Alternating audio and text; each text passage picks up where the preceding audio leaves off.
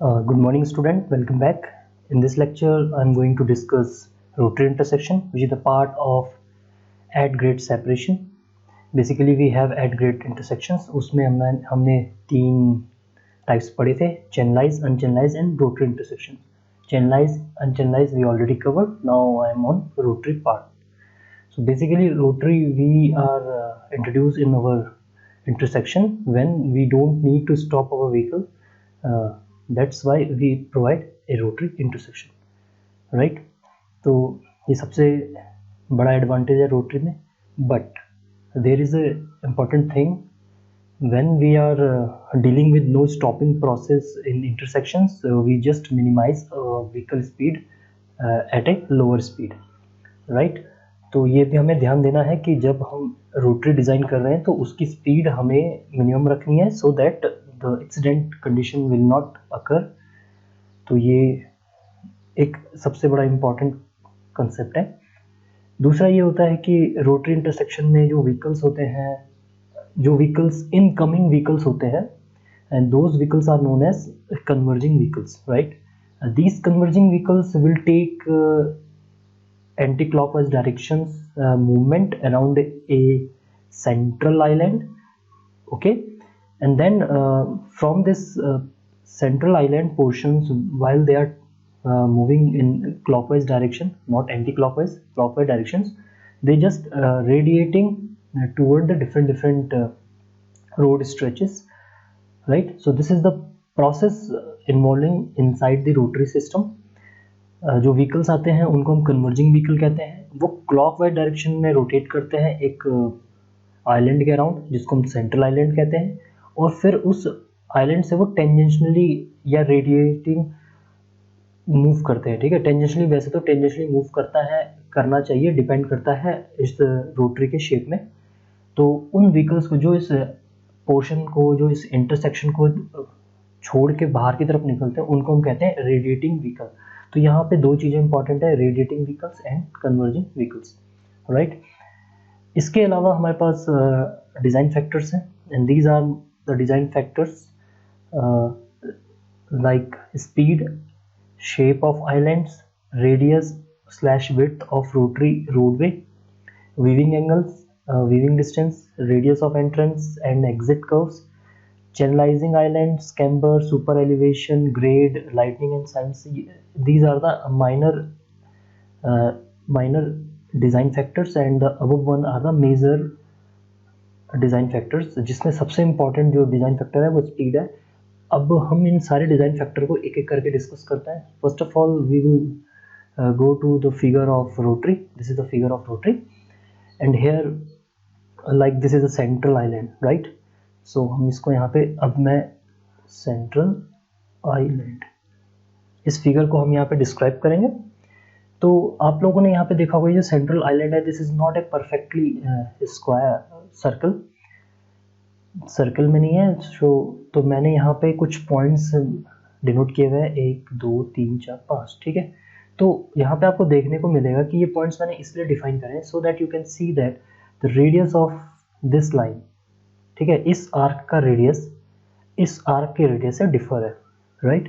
तो जो central island होते हैं, जरूरी नहीं है वो एक ही शेप का हो या सर्कुलर शेप का हो, वो डिपेंड करता है आपके रोड्स, कितने सारे रोड्स हैं, और वो जो रोड्स का क्लासिफिकेशन क्या है, कौन सी रोड इंपॉर्टेंट है, किस रोड में कितना ज़्यादा फ्लो जा रहा है. Flow means number of vehicle passing at a particular instant of time. तो ये सारी चीज़ें भी हमें कंसिडर करनी होती है, right?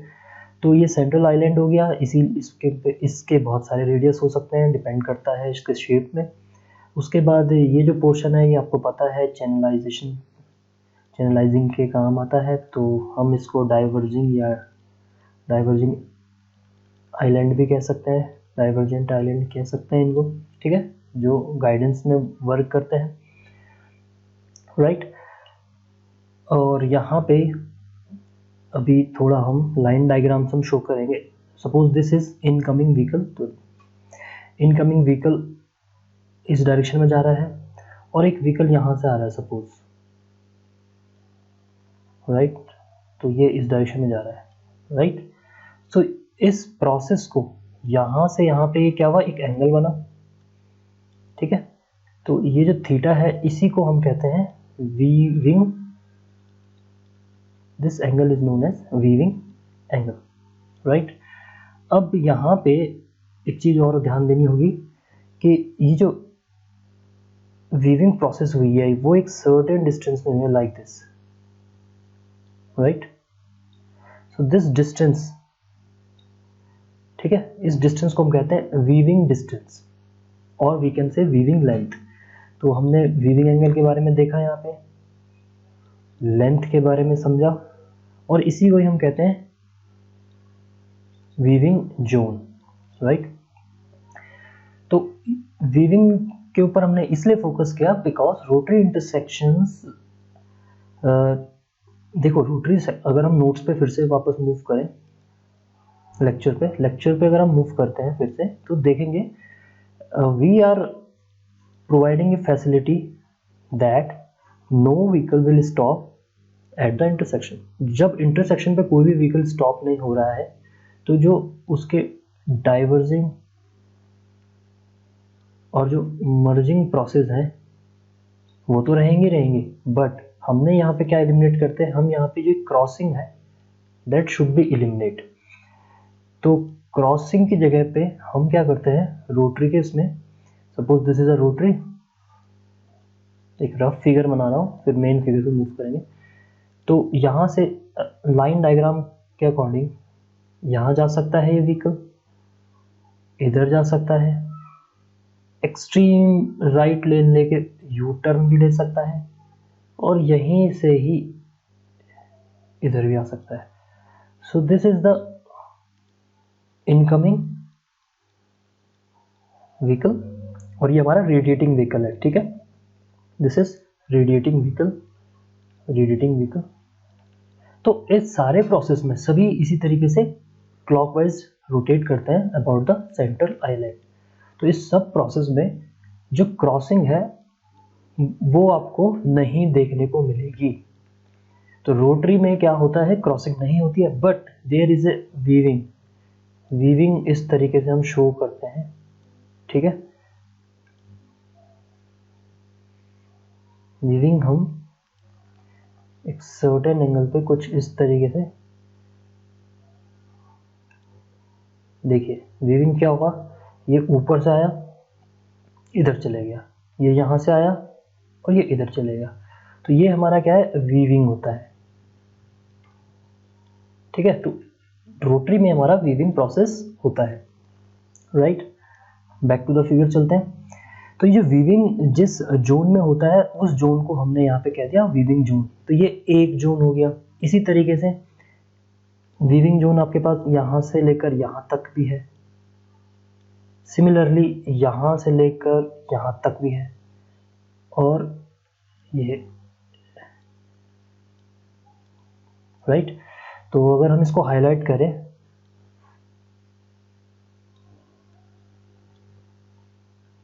Right, so these are my 1 2 3 4 and 5। तो जितने सड़क होती हैं उतनी हमारे लगभग वीविंग जोन्स होते हैं, राइट। तो यहाँ पे हमने weaving angle, weaving zone, weaving length के बारे में पढ़ लिया। अब यहाँ पे जो ये विड्थ होती है, वीविंग जोन में जो विड्थ होती है, इसको हम W से शो करते हैं, ठीक है। और इस विड्थ को ही हम कहते हैं, इस विड्थ को हम कहते हैं विड्थ ऑफ रोटरी रोडवे, ठीक है। रोटरी के बगल में वो रोड है, फिगर पे चलते हैं, रोटरी के बगल में वो रोड है, तो इसको हम कहते हैं width of rotary roadway, right. इसके अलावा ये रेडियस है यहाँ से लेकर यहाँ तक, तो ये हमारा होगा radius of rotary roadway, right. तो ये दो टर्म्स आपको समझ में आ गया होगा। स्पीड के ऊपर अभी हम कमेंट करेंगे थोड़ी देर में। नेक्स्ट मूव करते हैं shape of central island. Shape of central island depend करता है काफ़ी सारे फैक्टर्स में। पहले हम शेप देख लेते हैं, कौन कौन से शेप हमारे पास है। वी हैव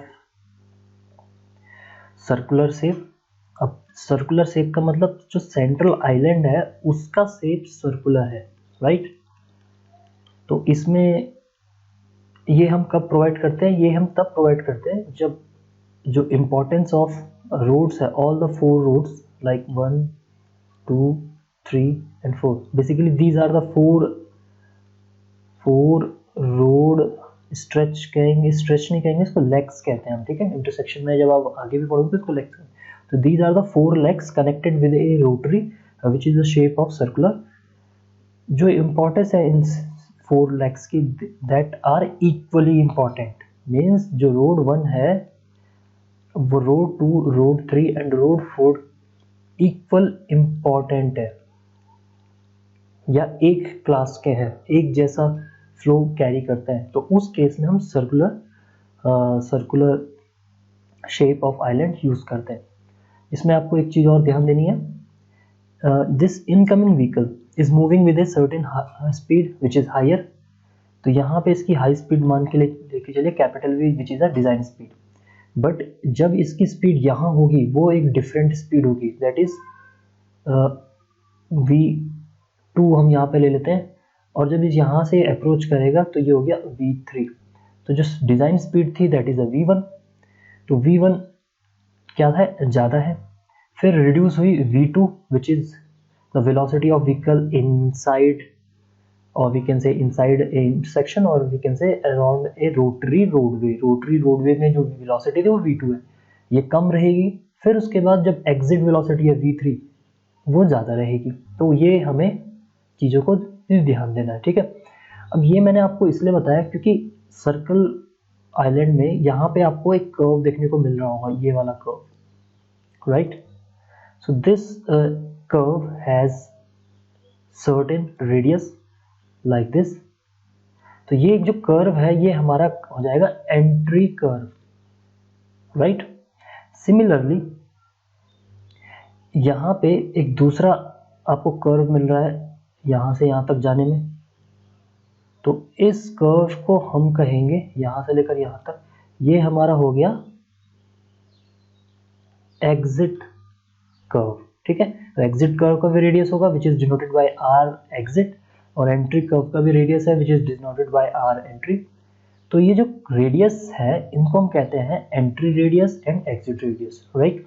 तो हमें इस तरीके से इन रेडियस को डिजाइन करना होता है so that my velocity will reduce from v1 to v2 and from v2 to v3 it will increasing.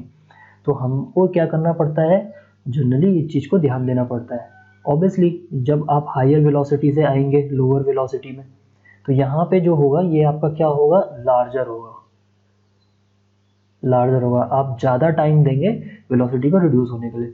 But जब v2 से v3 में आप मूव करेंगे, एग्जिट करेंगे, तो आप क्या करोगे, आप चाहो क्योंकि कम वेलोसिटी से हायर में जा रहे हो तो आप इसको क्या कर सकते हो, स्मॉलर कर सकते हो एज कंपेयर टू, यहाँ पे कौन सा वाला है रहा, यहाँ पे आर एंट्री हुआ और यहाँ पे क्या हुआ, आर एग्जिट हुआ, एग्जिट, राइट। तो हम ये कह सकते हैं कि जो एग्जिट कर्व है वो हम छोटा रख सकते हैं, बट हमारा जो एंट्री कर्व है वो हमें लार्ज रखना पड़ेगा क्योंकि हमें वेलोसिटी ज़्यादा से कम में मूव हो रही, तो एक्सीडेंट के चांसेस ज़्यादा होते हैं। तो यहाँ पे ये चीज़ आपने देखा कि यहाँ पे एंट्री पे भी रेडियस आता है और एग्जिट पे भी एक रेडियस आता है सर्कुलर शेप, राइट। बट ये जो है स्मॉलर है, इसको हम क्या करना चाहते हैं, बेसिकली हम रख सकते हैं स्मॉलर क्योंकि हमारा है, लेकिन क्योंकि v3 को मुझे इंक्रीज करना है, ठीक है, और v3 को मुझे जल्दी से जल्दी इंक्रीज करना है so that the vehicle inside the intersection will move into the different legs of the roads. तो अगर जो व्हीकल्स यहाँ अंदर होंगे उनको मैं जल्दी जल्दी बाहर निकालना चाहता हूँ, तो मैं क्या करूँगा, प्रैक्टिकली मैं क्या करूँगा, इसको मैं बढ़ाना चाहता हूँ, आर एग्जिट को आई कैन इंक्रीज, ठीक है, एज फास्ट एज पॉसिबल। तो इसको मैं क्या करना चाहता हूँ, इंक्रीज करना चाहता हूँ। तो इसको इंक्रीज करने के लिए मैं क्या करता हूँ, एक टरबाइन टाइप का रोटरी डिजाइन करता हूँ, जिसमें अगर आप देखेंगे यहाँ से यहाँ तो एक आपको रेडियस मिल रहा है, ठीक है, तो ये तो आपका हो गया आर एंट्री, बट एग्जिट में आपको कोई भी रेडियस नहीं देखने को मिलेगा, right, there is the radius at exit is infinity, ठीक है। तो रेडियस यहाँ पे देखने को नहीं मिल रहा। इसका फायदा क्या होगा, जो व्हीकल यहाँ आया वो यहाँ पे आके, देखिए यहाँ पे जो वेलोसिटी थी वो v1 थी, यहाँ पे वेलोसिटी v2 रहेगी, और उसके बाद वो एक्सेलरेट करेगा so that it will increase to v3 as fast as possible. तो जल्दी से जल्दी v3 अचीव करा और उसके बाद उसने क्या कर दिया, रोटरी को क्लियर कर दिया। So this approach is very useful in case of turbine mechanism, और we can say turbine rotary intersection. तो ये हमारा शेप पे, देखिए सिर्फ शेप पे ही हमने, जबकि इसका सेंट्रल आइलैंड सर्कुलर है, बट हमने जो रोटरी रखी है वो हमारे क्या है, वो उस रोटरी का जो मैकेनिज्म है, टर्बाइन में जो मूवमेंट होता है वाटर का, जो मोशन होता है, उसके बेसिस को हमने यहाँ पे यूटिलाइज किया कि जो एग्जिट वाला है वो फ्रीली निकल सके, उसकी स्पीड ज़्यादा हो। इस वजह से हमने यहाँ पे टर्बाइन रोटरी इंटरसेक्शन प्रोवाइड किया है। ठीक है, तो ये इंपॉर्टेंस है। लेकिन इस वाले का डिसएडवांटेज क्या है, इस वाले का डिसएडवांटेज ये है कि जब एट नाइट में क्या हुआ कि जो ये व्हीकल है, ये व्हीकल यहाँ पे प्रोवाइड करेगा ग्लेयर, इस तरीके से हेडलाइट प्रोवाइड होगा। तो इसकी हेडलाइट इस तरीके से जाएगी नाइट में, तो जो अपकमिंग व्हीकल होगा जो यहाँ से आ रहा होगा, that will be face lot of problem. जब वो यहाँ से इधर मूवमेंट कर रहा होगा तो उसको क्या होगा, ये जो हेडलाइट है गाड़ी की, वो हेडलाइट उसको प्रॉब्लम क्रिएट करेगी। Same with this one also, same with this one. तो यानी कि जो इनकमिंग व्हीकल है, इनकमिंग व्हीकल पे हेडलाइट इफेक्ट पड़ रहा है आउटगोइंग व्हीकल का, और जो इनकमिंग व्हीकल है उसकी स्पीड तो ज़्यादा है, वो तो v1 स्पीड से आ रहा है, उसको तो यहाँ पे डिसेलरेट करना है, स्पीड कम करना है। यहाँ ये पोर्शन उसके पास स्पीड कम करने का पोर्शन है, तो या सो दैट उसकी स्पीड यहाँ पे v2 हो जाए। बट क्योंकि उस पर हेडलाइट पड़ेगी तो वो उसको जज नहीं कर पाएगा कि उसका जो रोटरी है और जिसके रोटरी में जगह है वो कितनी है। तो यहाँ पे ये प्रॉब्लम हमें नाइट में प्रॉब्लम होती है। ठीक है, इसीलिए उस चीज़ को शॉर्ट करने के लिए हमें लाइटनिंग्स एंड साइन ये प्रोवाइड करने होते हैं रोटरी इंटरसेक्शन पे, वेरी इंपॉर्टेंट। ठीक है, इसीलिए मैंने जो ये ब्लू लाइन, ब्लू से लिख रखा है, ब्लू कलर से, ये माइनर डिज़ाइनिंग फैक्टर है, बट मेजर डिज़ाइनिंग फैक्टर हमारे ये है कि कैसे स्पीड पे हमारा डिपेंड करता है, राइट। और स्पीड पे ही क्यों मैंने ये बोला, अगर आप फिगर को और क्लियरली देखते हैं, let's see this figure very clearly, तो अगर आप ध्यान दोगे तो जो मूवमेंट है यहाँ पे, अगर मैंने रफ फिगर बनाया है, तो जो ये सारे मूवमेंट है व्हीकल्स के, ये एक सर्कुलर मोशन में है। ठीक है, तो जब सर्कुलर मोशन है तो ऑब्वियसली जब भी कोई सड़क होगा, suppose this is a portion of curve on the road, ठीक है, तो यहाँ पे पहले तो इसकी विड्थ के ऊपर हम कमेंट करते हैं, तो हमने इसको एक्स्ट्रा वाइडनिंग के फॉर्म में पढ़ा। उसके ऊपर फिर हम सुपर एलिवेशन की बात करते हैं, जिसको हमने ई से, और रेट ऑफ सुपर एलिवेशन ई हो गया, और कैपिटल ई हमारा सुपर एलिवेशन की वैल्यू हो गई, तो वो हमने चीज़ पढ़ी थी। फिर हम यहाँ पे एक सेंट्रीफ्यूगल एक्सीलरेशन लगता है जो v स्क्वायर बाई g होता है। ठीक है, इस तरीके से होता है, ये v square by g R के आसपास होता है शायद। तो ये हमारा सेंट्रीफ्यूगल एक्सीलरेशन होता है, जो हमारा एक सेंट्रीफ्यूगल फोर्स क्रिएट करता है when the vehicle move on horizontal curve. तो ये सारे फैक्टर्स हमें कंसिडर करने पड़ते हैं। ठीक है, और ये सारे कंसिडर करने के बाद हम जब ई बनाते हैं तो उसमें लास्ट हमारा v लिमिटेड होता है। ठीक है, हम लिमिट कर देते हैं वेलोसिटी को। तो ये वेलोसिटी को क्यों लिमिट करते हैं, अगर हमारे पास सारे कंस्ट्रेंट हो, सो दैट अगर कम वेलोसिटी होगी, देखिए जो rate of centrifugal acceleration that is depend on the velocity, right. तो मैं ये कह सकता हूँ कि ये जो एक्सेलरेशन है वो वेलोसिटी के स्क्वायर पे डिपेंड है, यानी कि जो सेंट्रीफ्यूगल फोर्स लगेगा वो अगेन वेलोसिटी के स्क्वायर पे लगेगा। ठीक है, तो अगर वेलोसिटी को हम रिड्यूस कर दे तो सेंट्रीफ्यूगल फोर्स भी रिड्यूस हो जाएगा, right. If velocity reduce, centrifugal force will be reduce. तो यही कंसेप्ट को ध्यान में रखते हुए व्हीकल पे सेंट्रीफ्यूगल फोर्स कम लगे, इसलिए हम यहाँ पे क्या करते हैं, वेलोसिटी को रिड्यूस करते हैं। अदरवाइज हमें बहुत बड़ा कर्व बनाना पड़ेगा जो अल्टीमेटली हमारा रोटरी इंटरसेक्शन के जो कॉस्ट होगा उसको इंक्रीज करेगा, क्योंकि after all we are dealing this things in the field, और फील्ड में हमें कंस्ट्रक्शन करना पड़ेगा, तो मोर कंस्ट्रक्शन विल रिड्यूस मोर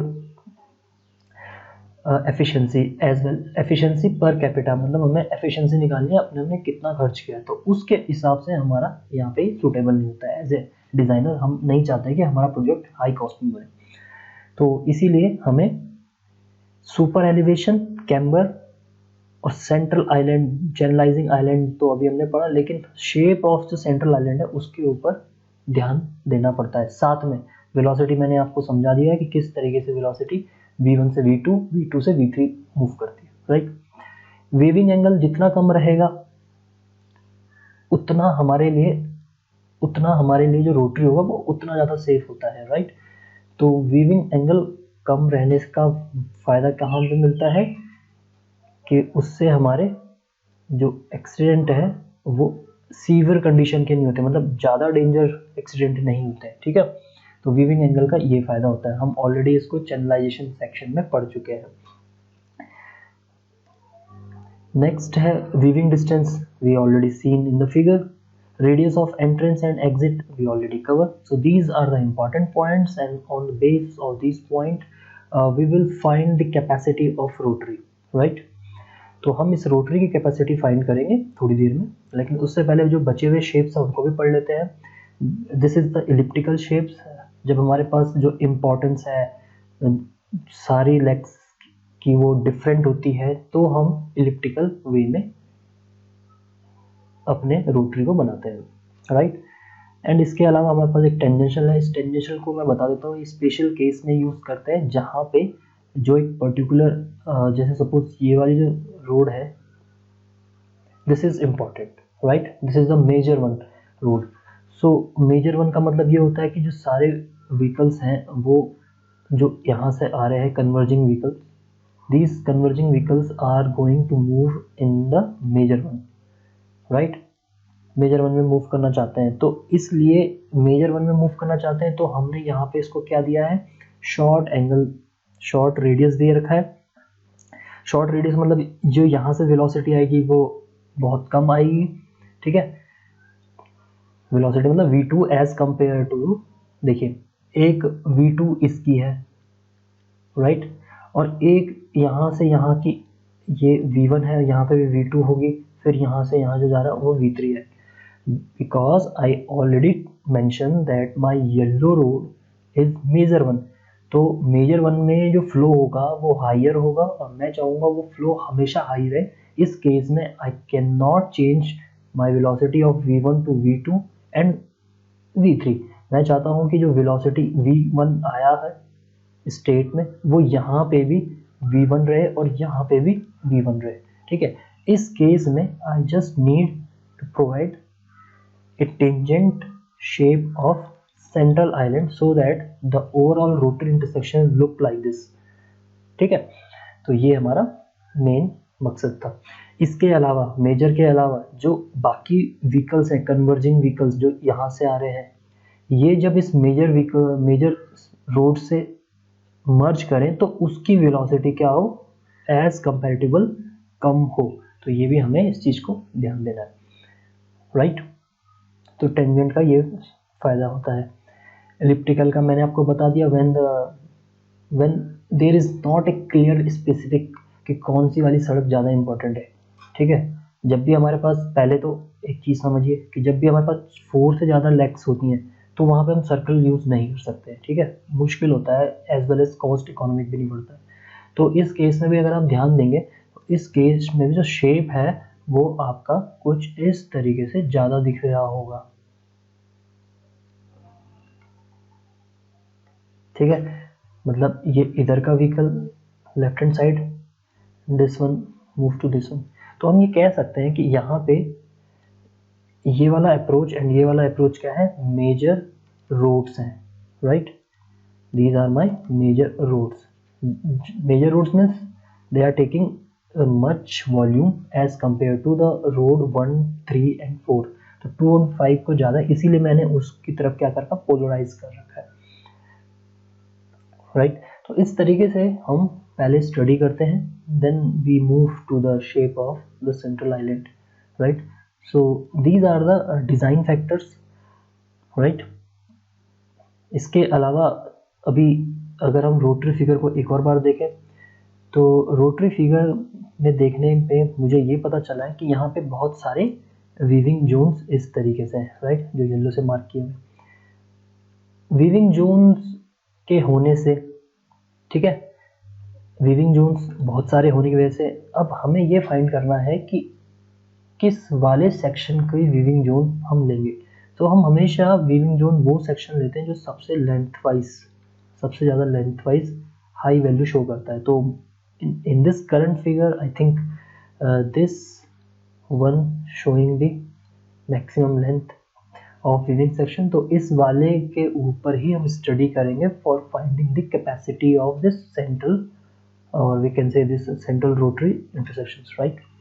तो ये चीज़ हमें ध्यान देनी है, हमें ये आइडेंटिफाई करना होता है कि कौन से वाले सेक्शन में वीविंग पोर्शन ज़्यादा है, वीविंग लेंथ ज़्यादा है, क्योंकि ये वाले पोर्शन में ही वीविंग जो व्हीकल्स होंगे वो ज़्यादा होंगे, और वीविंग व्हीकल्स पे ही हमारी कैपेसिटी डिपेंड करती है, right.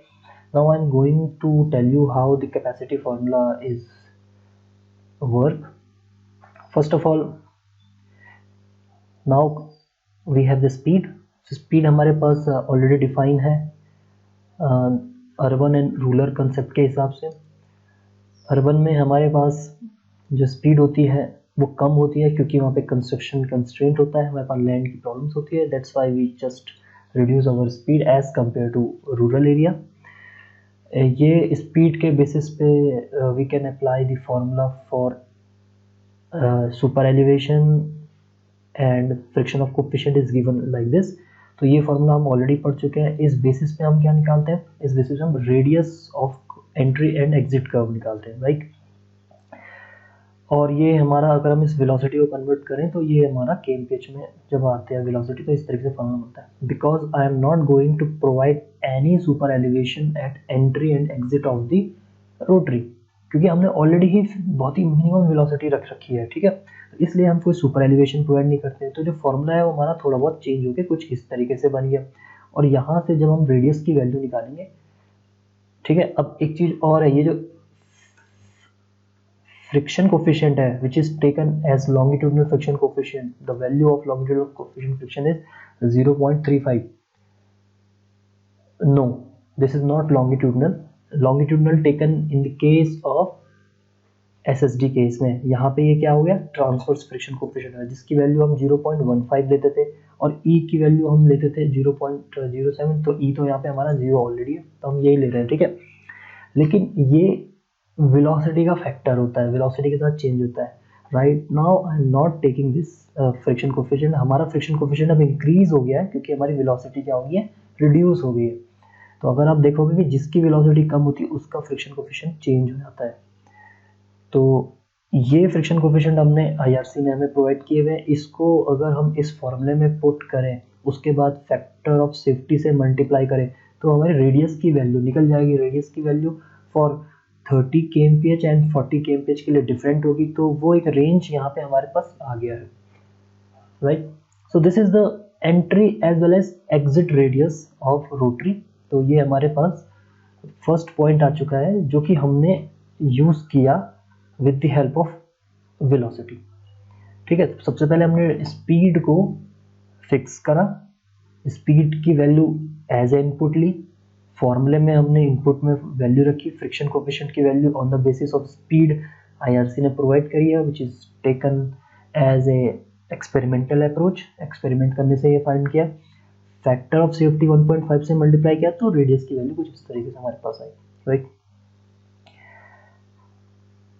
After that width, entry और एग्जिट की जो विड्थ होती है वो कितनी होनी चाहिए, राइट। तो आपको पता है जो डबल लेन हाईवे होती है उसमें जो लेंथ होती है वो 7 मीटर होती है, यानी कि 3.5 फॉर ईच साइड, ठीक है। और अगर जो सिंगल लेन होती है वो उसमें हमारी जो लेंथ होती है, विड्थ होती है लेन की, वो होती है 3.75 मीटर, ठीक है। ये हम ऑलरेडी कवर कर चुके हैं in the portion of geometric design. तो यहाँ पे जो एंट्री एंड एग्जिट रेडियस है वो हम सेम ही रखते हैं, क्योंकि सेम डायमेंशन के व्हीकल्स हमारे मूव कर रहे होते हैं, तो उसको हमने यहाँ से डिफाइन कर दिया E1 से, राइट। इसको हम मिनिमम रख सकते हैं 5 मीटर तक, but this can be increase based on the carriage way length. मतलब अगर कैरेज वे 2 लेन है, अब इसको आपको थोड़ा सा समझना पड़ेगा। 2 लेन मीन्स 7 मीटर की है, तो एंट्री जो विड्थ है वो एटलीस्ट 6.5 मीटर होनी चाहिए। बट अगर ये 2 लेन से बढ़ा के 3 लेन में कन्वर्ट कर दिया, ठीक है, तो 3 लेन में 10.5 मीटर की होगी अप्रोच सड़क, तो आपका जो विड्थ है, एंट्री विड्थ, वो आपकी 7 मीटर होनी चाहिए। For 14 metre it will be 8 metre. अब इसको हम फिगर वाइज समझ लेते हैं। देखिए ये जो सड़क है यहाँ से आ रही है, इसको हम कहते हैं अप्रोच रोड, राइट। अब ये अप्रोच रोड तो हमेशा 3.5 मल्टीप्लाई नंबर ऑफ लेन्स के हिसाब से होगी, ठीक है। और यहाँ पे अगर हम विड्थ की बात करें तो विड्थ आपकी ये है, this is the even entry width, और ये आपकी क्या है, एग्जिट विड्थ है, एग्जिट विड्थ है, राइट। तो यहाँ पे हम अप्रोच रोड की विड्थ के अकॉर्डिंग एंट्री विड्थ के ऊपर कमेंट कर रहे हैं, राइट। तो ये जो E1 है ये मिनिमम 5 मीटर होनी चाहिए, बट अगर ये 7 मीटर की सड़क है, ठीक है, तो ये आपकी 6.5 मीटर होनी चाहिए, ठीक है। तो ये हमारे कुछ वैल्यूज हैं फॉर एंट्री विड्थ, राइट। इसी तरीके से अगर आपका जो कैरेज वे है वो ज़्यादा विड्थ प्रोवाइड होता है, मतलब अब ये 14 मीटर मीन्स 4 लेन हो गया, 4 लेन है यहाँ पे, ये 3 लेन है, ये 2 लेन है। अब अगर कोई सड़क 4 लेन है, कैरेज वे ज़्यादा है, तो उसका एंट्री विड्थ भी ज़्यादा होगा, लेकिन साथ में उसका रेडियस ऑफ एंट्री भी इंक्रीज हो जाएगा। तो इस चीज़ पे भी हमें ध्यान देना है। इस पे कमेंट यहाँ पे हमने किया है कि जो एंट्री रेडियस है वो इंक्रीज हो गया 25 से 35 मीटर, हम हायर वर्जन रखेंगे। ऑब्वियसली जो व्हीकल अप्रोच सड़क से आएगा, suppose this approach road is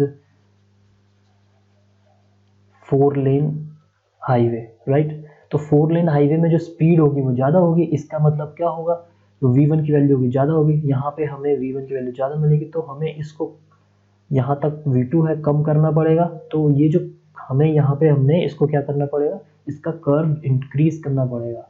it means curve increase करने का मतलब क्या है, रेडियस को इंक्रीज करना है। जब रेडियस को इंक्रीज करेंगे तो रेडियस की वैल्यू डेफिनेटली विल चेंज। तो ये यहाँ पे कंसेप्ट है, राइट। तो एंट्री एंड एग्जिट विड्थ हम समझ चुके हैं। उसके बाद हमारा रोटरी विड्थ है। रोटरी विड्थ रोटरी रोड का होता है, जो कि ये है, इसकी हम बात कर रहे हैं, ठीक है। हम ऑलरेडी इसको बता चुके हैं, यहाँ पे भी ये हमारा W से शो होता है। तो इसका जो फॉर्मूला है वो देख लीजिए, 3.5 metre for single lane plus this is entry. अब देखिए ये कितने थे हमारे पास, फिगर में दिखते हैं। फिगर में हमारे पास वीविंग सेक्शन कितने हैं, 1 2 3 4 5। तो W हमारे पास कितने हैं, W1 W2 W3 W4 W5। तो जब हम डिज़ाइन करेंगे तो इनमें से कौन सा विड्थ लेंगे, कौन से जोन का लेंगे, हम ऑब्वियसली हम उस जोन का लेंगे जो सबसे ज़्यादा बड़ा होगा, ठीक है। तो उस सबसे ज़्यादा बड़े विड्थ के लिए सबसे पहले तो उसका एंट्री जोड़ दीजिए, plus non weaving section W, ये जो E2 यहाँ पे लिखा गया है E2, this is the non weaving section. अब नॉन वीविंग सेक्शन क्या है, नॉन वीविंग सेक्शन जो होगा वो एंट्री या एग्जिट ही होगा। तो आपको देखना है कि सपोज आप इसका ले रहे हो, W5 ये है, तो आपने एंट्री लिया, इसका एंट्री क्या होगा, यहाँ से होगा। सो दिस इज द E1।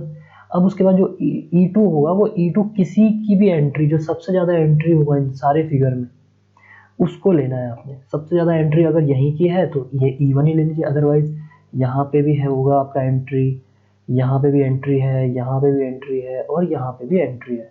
तो इस तरीके से देखिए एंट्री कहाँ, ये एंट्री है, ये एंट्री है, ये भी एंट्री है, और ये भी एक एंट्री है, ठीक है। 5 एंट्री है। तो इन पांचों में से जो सबसे ज़्यादा होगा वो आपका E2 हो जाएगा। और E1 क्या है, जो E1 वो है जो जिसका आप सबसे ज़्यादा वीविंग जोन है, E1 वो है। इनका हम करेंगे एवरेज, एवरेज किया, प्लस इसमें 3.5 कहाँ से कहाँ है, सेंट्रल से आइलैंड तक की डिस्टेंस है वो है, ठीक है, सिंगल लेन की, वो हमारी हो जाएगी विड्थ के बराबर। तो ये हमारी डिजाइनिंग विड्थ हो गई, राइट। तो this is the value of rotary road width. तो यहाँ से हमने ये चीज भी देखा, नॉन वीविंग सेक्शन मतलब जहाँ पे वीविंग प्रोसेस नहीं होती है। तो इस तरीके से हमने कुछ टर्म्स एनालाइज करे रोटरी इंटरसेक्शन के. After the analysing those things we have a formula for capacity finding. So capacity of rotary is purely depend on the weaving section, like width of weaving. This small a is the entry width. This W again is the width of rotary. तो ये ratio को show कर रहा है. W again the width of roadway at weaving section, और length हमारी हो जाएगी weaving section की length. P is in new terms for you, that is called proportion of weaving traffic, right? Proportion of weaving traffic divide by 3, 1 से minus करेंगे. तो ये हमारा ओवरऑल फॉर्मूला है. तो इस ओवरऑल फॉर्मूले में मैंने दो कलर कोडिंग कर रखी है. एक तो आपके पास एक फैक्टर है जो है 280, उसको आपको याद रखना है. दूसरा जो फैक्टर आपने यहाँ पे ध्यान देना है वो देना है, it is on ratio of E by W and ratio of W by N. Weaving ये नीचे आ गया वीविंग सेक्शन, राइट. जो W है और L है ये दोनों डिपेंडेंट कर रहे हैं वीविंग सेक्शन को, राइट. और यहाँ पे जो स्मॉल e है ये एंट्री और ये हमारा सेंट्रल पोर्शन या वीविंग पोर्शन को रिप्रेजेंट कर रहा है, ठीक है. तो इनके रेशियो पे डिपेंड कर रहा है और 1 से करने का. और जो लास्ट है जो इम्पोर्टेंट वन है that is your proportion of weaving amount. तो ये प्रपोर्शन ऑफ वीविंग अमाउंट का जो फॉर्मूला होता है वो कुछ इस तरीके से है, B plus C divide by A plus B plus C plus D, right. इसके ऊपर जब हम न्यूमेरिकल करेंगे तब आपको इसको ज़्यादा समझ में आएगा. फिलहाल अभी आप इसको सिर्फ इस तरीके से देख लीजिए कि जो A एंड D होता है, A and D in first term and last term, वो हमारा कुछ इस तरीके से होता है.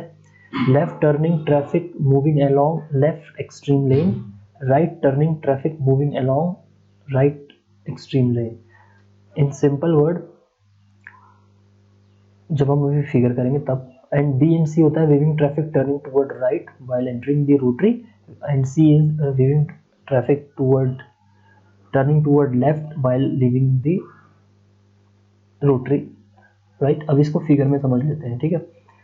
तो फिगर में हमने इस तरीके से ये बनाया था. तो this is my input traffic. Suppose मैंने यहाँ से 100 व्हीकल्स को ट्रेवल कराया रोटरी में. तो जो ये लेफ्ट टर्न ले लिया, ठीक है, तो ये तो हमारा A हो गया एक तरीके से. फिर ये जो यहाँ से रोटेट करके पूरा घूम के आया राइट टर्न को पकड़ते हुए, राइट वाले लेन को पकड़ते हुए, ये वाला ये हमारा हो गया D. तो A and D I think you know very well, ठीक है. अब A एंड D क्या है? A एंड D देखिए, A वो पोर्शन था 100 में से कुछ व्हीकल्स ऐसे थे जो बिल्कुल लेफ्ट टर्न ले लिए, और कुछ लोगों ने एकदम से राइट लेन पकड़ ली और राइट लेन से पूरा घूमते हुए फिर वापस अपने वहां आ गए, ठीक है. तो A एंड D आपको क्लियर हो गया. तो A एंड D वैसे व्हीकल्स हैं जिन्होंने वेविंग प्रोसेस करी नहीं, जिन्होंने ये वेविंग वाला कंसेप्ट किया ही नहीं, राइट. वेविंग वाला कंसेप्ट सिर्फ कुछ ही ने किया कर रखा है. किसने किया है? जो यहाँ से इस वाले डायरेक्शन में आ रहा था, तो इसको ये जब रोटरी को छोड़ रहा है तो कौन से टर्न ले रहा है? रोटरी को छोड़ते हुए यहाँ से आया सीधा इधर चले गया. तो इसको हम कह लें फॉर सिंप्लिसिटी, इसको हम कह देते हैं B पॉइंट और इसको हम कहेंगे C पॉइंट, राइट. तो 100 में से 10 यहाँ चले गए, 50 सीधा सीधा निकल गए, फिर उसके बाद 30 यहाँ पे एंड 10 यहाँ पे. तो इस तरीके से हमने ये 100 व्हीकल्स को डिस्ट्रीब्यूट किया. 10 10 20 एंड 30 प्लस 50 80 गिव्स यू 100. तो इस तरीके से हम A B को C D को डिफाइन करते हैं, राइट. इसको हम और डीपली समझेंगे जब हम न्यूमेरिकल पोर्शन में आएंगे, ठीक है. बट आपको एक चीज समझना है, एक A और D सिर्फ वो है ट्रैफिक व्हीकल्स हैं जो जिनके लिए रोटरी अगर नहीं भी होती तो भी कोई दिक्कत नहीं थी, क्योंकि ये तो A और D क्या था, A तो लेफ्ट टर्न ले रहा था तो रोटरी की कोई जरूरत नहीं, D को यू टर्न लेना था, अपनी साइड वापस आना, बट डायरेक्शन चेंज करनी थी, तो D को भी कोई मतलब था. तो A D वैसे है. सिर्फ और सिर्फ B और C वैसे हैं जिनको रोटरी की इंपॉर्टेंट जरूरत पड़ी, क्योंकि B और C ने ही वेविंग प्रोसेस करी है. तो इसीलिए हमने क्या फॉर्मूला बनाया, B plus C upon A plus B plus C plus D, right. तो ये जो B प्लस C है दिस इज वीविंग ट्रैफिक का पोर्शन है, ठीक है. और जो ये नीचे है ये तो आपका टोटल नंबर ऑफ ट्रैफिक है, टोटल। तो अभी अगर हम करंट सिनेरियो को देखें तो वीविंग हमारे पास कितना है, 30 + 50 डिवाइडेड बाय टोटल हमारे पास कितना है, टोटल की अगर हम बात करें तो टोटल हमारे पास 100 है। तो हम ये कह सकते हैं कि 80 डिवाइडेड बाई 100 यानी कि 0.8। तो 8%, 80%, और इसको हम अगर परसेंटेज में करें तो 80% व्हीकल जो है, इस 100 में से 80% व्हीकल जो है वो बी और सी के हैं, यानी कि वो वीविंग कर रहे हैं। तो अगर हम फॉर्मूले पे चलते हैं, let's move to the formula. तो फॉर्मूले में प्रोपोर्शन लिमिट क्या हो गई, 80% हो गई। यहाँ पे रखेंगे तो ये चीज़ क्या है, नेगेटिव है, राइट, ये चीज़ क्या है, नेगेटिव है। तो अगर वीविंग प्रोसेस ज़्यादा है, यानी कि अगर वीविंग ट्रैफिक ज़्यादा है तभी वीविंग प्रोसेस ज़्यादा होगी। तो वीविंग प्रोसेस ज़्यादा होगी तो ये वैल्यू ज़्यादा होगी, इसका मतलब नेगेटिव वैल्यू ज़्यादा हो रही है, तो क्यूपी क्या हो रहा है, कम हो रहा है, राइट। तो ये हमें यहाँ से देखने को मिल रहा है इस फॉर्मूले से। I think now it is clear to you that how the weaving traffic impact the capacity of rotary intersection. Everything is dependable on each other, like entry, width of road and length of weaving. तो ये नीचे भी हमने क्या है, ये weaving portion को ही पूरा डिफाइन करता है। ऊपर क्या है, एंट्री एंड वीविंग सेक्शन के रेशियो को डिपेंड करता है। ये क्या है, वीविंग सेक्शन की विड्थ है, ये पोर्शन हमारा वीविंग है। तो वीविंग ट्रैफिक पे बहुत ज़्यादा डिपेंड करता है आपका रोटरी इंटरसेक्शन, राइट। अगर वीविंग सेक्शन नहीं होगा तो हमारी कैपेसिटी बहुत ज़्यादा होगी, ठीक है। बट हमने रोटरी बनाया ही इसीलिए है ना, क्योंकि क्रॉसिंग ज़्यादा है, वीविंग सेक्शन ज़्यादा है। When we complete in numerical over this formula and then we discuss the advantage disadvantage condition where rotary intersection is used, where channelized intersection is used, where flyover is used. You will able to understand that how these things will uh, uh, these things are advantage over their previous example, previous techniques। जो previous technique से intersection की, जो कि हम अनचैनलाइज्ड intersection था, उसको overcome किया पहले चैनलाइज्ड इंटरसेक्शन ने, फिर चैनलाइज्ड इंटरसेक्शन के डिसएडवांटेज को ओवरकम किया रोटरी ने। अब रोटरी के डिसएडवांटेज जो होंगे उसको ओवरकम करेगा फ्लाईओवर, या हम उसको कह सकते हैं ग्रेड सेपरेटेड इंटरसेक्शन। तो ये इस तरीके से हमारी कंडीशंस होती हैं, हम वहीं तक ही इसको एप्लीकेबल कर सकते हैं। और आपको भी पता है कि एक वक्त बाद ये कैपेसिटी रिड्यूस हो जाएगी, क्योंकि ये डिपेंड करती है वीविंग पे। तो जब हमारे पास, अगर हम फिगर पे वापस चलें, जब ये वीविंग सेक्शन पे ज़्यादा ट्रैफिक आता है, वीविंग पोर्शन जो हमारा यहाँ पे है, ये पोर्शन अगर 80%, अभी जैसे ये करंट वैल्यू 80% है, विच इज़ नॉट फीजिबल। हम चाहते हैं कि जो हमारा पी का पोर्शन है वो 0.4 से 0.6 के आसपास ही रहे फॉर गुड रोटरी इंटरसेक्शन। ये इतना ही रहता है, ज़्यादा नहीं होता है, ठीक है। लेकिन ये हायर वैल्यू ले सकता है 1 तक, ठीक है।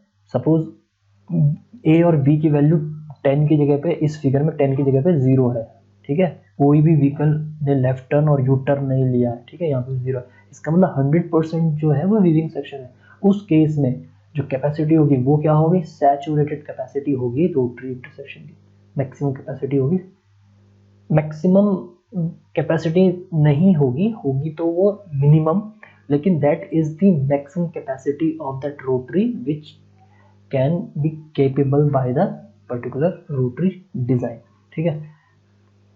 कहने का मतलब ये है कि अगर P की वैल्यू ज़्यादा होगी, ठीक है, P की वैल्यू ज़्यादा हुई तो कैपेसिटी कम हुई, तो ये मिनिमम कैपेसिटी हुई, but that is your maximum capacity, ठीक है, that is your maximum capacity. अगर इसके अलावा अगर आपने और वीविंग सेक्शन किया तो वो रोटरी काम ही नहीं कर पाएगा, चोक हो जाएगी रोटरी, ठीक है। जैसे टर्बाइन ब्लॉक हो जाती है ना, वैसी रोटरी चोक हो जाएगी एक तरीके से, पूरा का पूरा जाम रहेगा, हर कोई व्हीकल उसमें स्टॉप हो जाएगा।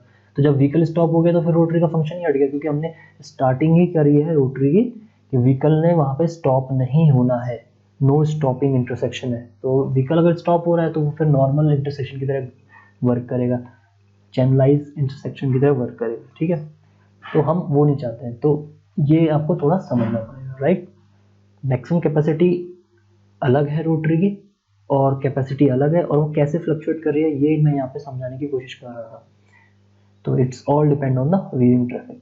आई think it's clear to you If you have any queries and doubts, please ask me whenever you are free. Thank you. Have a nice day.